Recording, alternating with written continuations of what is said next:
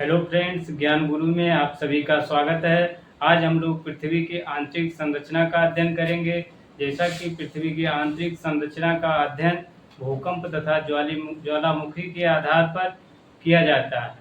प्रत्यक्ष रूप से बात करें तो मानव ने लगभग 8 किलोमीटर तक पृथ्वी का प्रत्यक्ष रूप से अध्ययन किया है।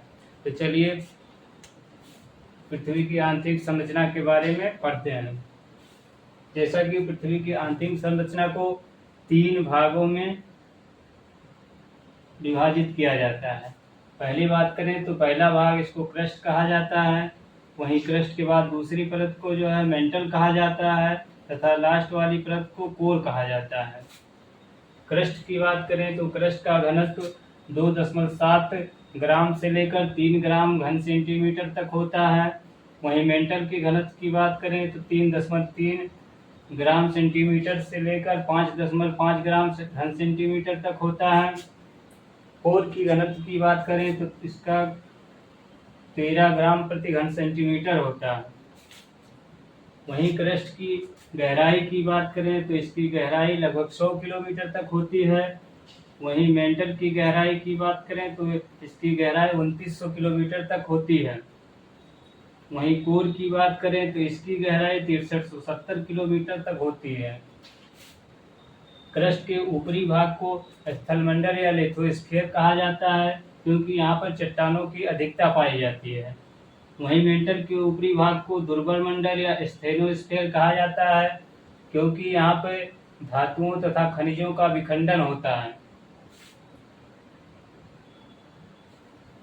वहीं स्थलमंडल की बात करें तो इसमें सर्वाधिक मात्रा में पाई जाने वाली धातु एल्युमिनियम है तथा सर्वाधिक मात्रा में पाया जाने वाला तत्व ऑक्सीजन है, जो कि 46% तक इसकी मात्रा स्थलमंडल में पाई जाती है।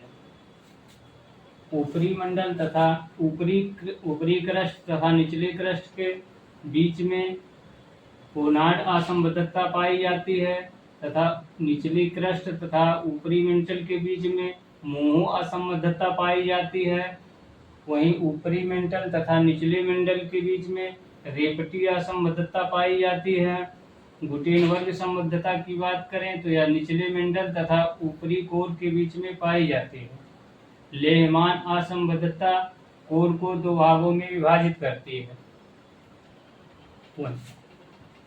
पृथ्वी की आंतरिक संरचना की बात करें तो इसको स्वेस नामक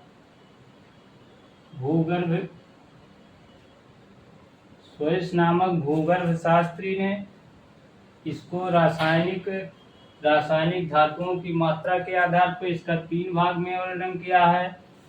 इसको कोई क्रस्ट को सियाल कहा जाता है क्योंकि क्रस्ट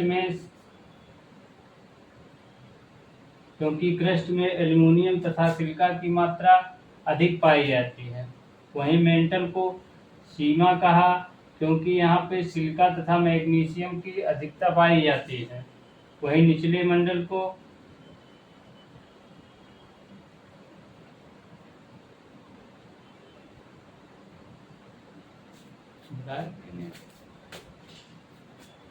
कोर की बात करें तो कोर में निकल तथा आयरन की अधिकता के कारण इसे निकली कहा जाता है।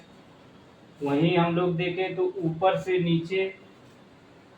नीचे की तरफ जाने पर घनत्व में वृद्धि होता है तथा ऊपर से नीचे की तरफ जाने पर प्रति 32 मीटर जाने पर 1 अंश सेंटीग्रेड तापमान में वृद्धि होगा। वहीं क्रस्ट तथा मेंटल तथा कोर को अलग करने वाली सीमा को असंबद्धता कहा जाता है। इस असंबद्धता को याद करने के लिए कौन मारे गुलेल ट्रिक से याद किया जा सकता है।